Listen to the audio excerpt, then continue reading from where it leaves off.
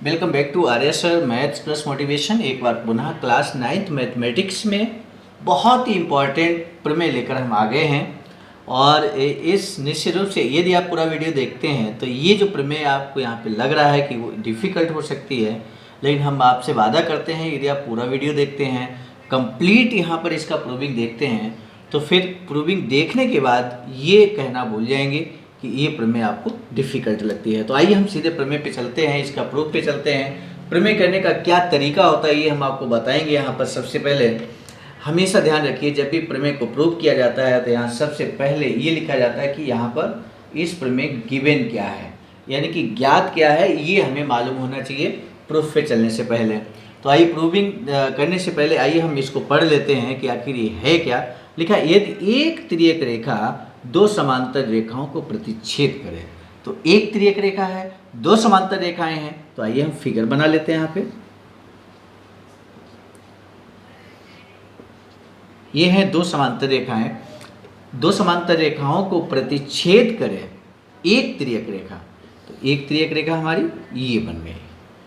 ये जो दो समांतर रेखाएं हैं वो ए बी हैं, ए बी और सी डी हैं, ठीक है।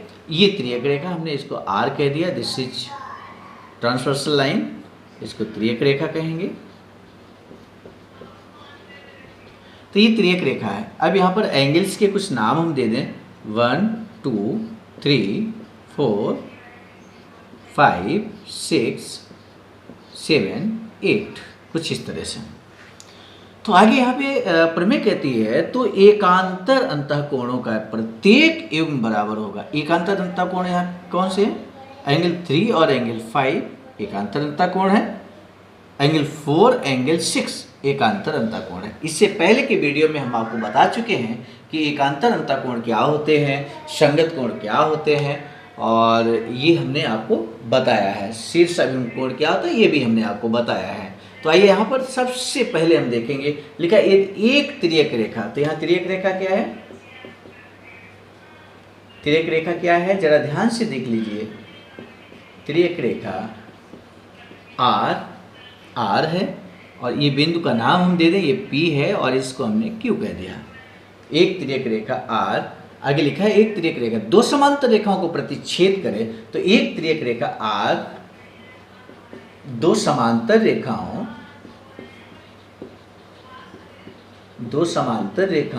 समांतर रेखाएं कौन कौन सी है आपको मालूम है। यहाँ पर फिगर से देखेंगे तो AB तथा CD को प्रतिच्छेद करे, कहाँ पर? P और Q, वो बिंदु P तथा Q पर प्रतिच्छेद करती है। तो इस तरह से यहाँ पे आपने देख लिया, जो गिवन है वो हमने यहाँ पे लिख लिया। आगे सवाल कहता है तो एकांतर अंतःकोणों का प्रत्येक युग्म बराबर होता है। यहाँ एकांतर अंतःकोण क्या है फिगर से आप देख सकते हैं। एकांतर अंतःकोण एंगल 3 एंगल 5 तथा एंगल 4 एंगल 6, ठीक है। कंप्लीट गिवन जो यहाँ पर है, जो दिया गया है सवाल में, थ्योरम में, वो हमने यहाँ पे लिख लिया है, फिगर के अकॉर्डिंग लिख लिया है। इसके बाद गिवन के बाद में हमें यहाँ पे लिखना होता है कि आखिर हमें प्रूव क्या करना है। यहाँ प्रूव क्या करना है ये हमें देखना होगा। तो टू प्रूव यानी कि सिद्ध करना है। प्रूव करना क्या है ये तो हमें जानना पड़ेगा ना। यहाँ पे ये प्रूव करना है एकांतर अंतःकोणों का प्रत्येक युग्म बराबर होता है, यानी कि स्पष्ट तौर पर यहाँ पर हम आपसे कह दें angle 3 is equal to angle 5 and angle 4 is equal to angle 6, ये हमें प्रूव करना है। टारगेट जब हमारा निश्चित होता है, सुनिश्चित होता है, पहले से मालूम होता है, तो सवाल आसानी से हम कर सकते हैं। तो आइए, ये टारगेट हमें मालूम है, angle 3 is equal to angle 5 angle 4 is equal to angle 6, ये हमें प्रूव करना है। तो आइए देख लेते हैं इस फिगर से यहाँ प्रूफ कैसे करेंगे। तो आइए प्रूविंग पे चलते हैं। बहुत आसानी से यहाँ पर लिखेंगे, चूंकि ये भी समांतर है सी डी के, ABCD के समांतर है, इसलिए ध्यान दीजिएगा यहाँ पर फिगर से लिखेंगे फ्रॉम फिगर। तो फिगर से जरा ध्यान से देखिए, एंगल 2 इक्वल टू एंगल 4 होता है कि नहीं होता है? तो हम लिख सकते हैं एंगल 2 इक्वल टू एंगल 4। और देखिए एंगल 2 एंगल 6 के इक्वल होगा, क्यों? हाँ, ये एंगल 2 इक्वल टू एंगल 4 क्यों है? आप जानते हो जब इस तरह की कंडीशन बनती है तो ये एंगल शीर्षाभिमुख कोण कहा जाता है। तो आइए यहाँ पर हम लिख देते हैं ब्रैकेट में, ये है शीर्षाभिमुख कोण।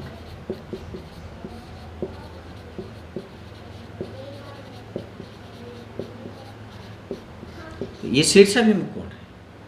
एंगल 2 इक्वल टू एंगल 6 होगा,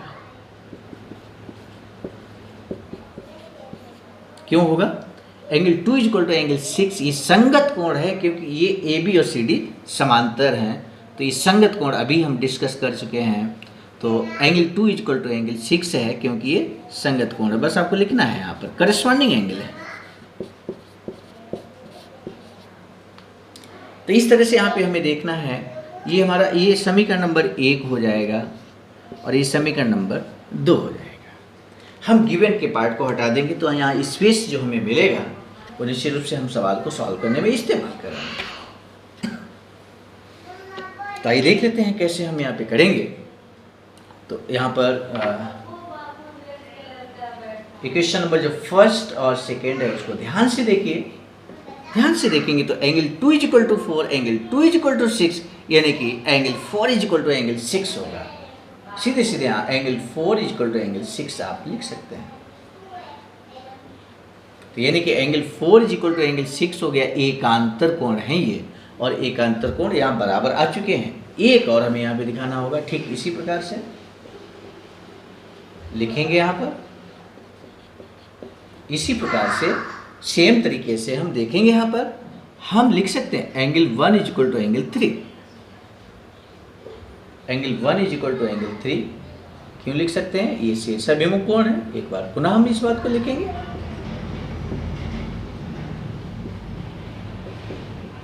ये शीर्षाभिमुख कोण है। एंगल 1 इक्वल टू एंगल 3 है, शीर्षाभिमुख कोण है। एंगल 1 इक्वल टू एंगल 5 होता है। एंगल 1 इक्वल टू एंगल 5 क्यों होगा? क्योंकि ये संगत कोण है। ये गिवन में स्पष्ट रूप से हम लिख चुके हैं कि ABCD समांतर है, ABCD के समांतर है।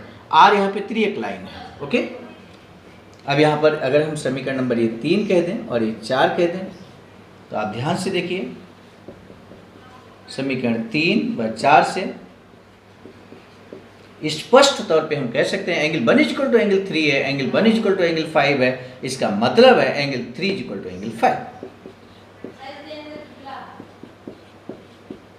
तो आप जरा ध्यान से देखिए, जो मैंने कवर कर रखा है angle 4 equal to angle 6, angle 3 equal to angle 5, क्या यही नहीं प्रूव करना था? Angle 3 equal to angle 5, angle 4 equal to angle 6, यही आपको प्रूव करना था। और इस तरह से बहुत आसानी से इस थ्योरम, इस प्रमेय को आपने प्रूव किया। कितनी आसानी से प्रूव किया। तो इस तरह से प्रूविंग को बहुत आसानी से, बहुत इजी वे में हम कर सकते हैं, बशर्ते कि आपको यहाँ पे समझने की आवश्यकता थी। आपने फुल वीडियो को वॉच किया, पूरा सवाल को देखा है, इसके लिए आपका बहुत बहुत धन्यवाद। नए प्रमेय के साथ, अच्छी सी प्रमेय के साथ मिलेंगे, तब तक के लिए बहुत बहुत धन्यवाद। Thank you.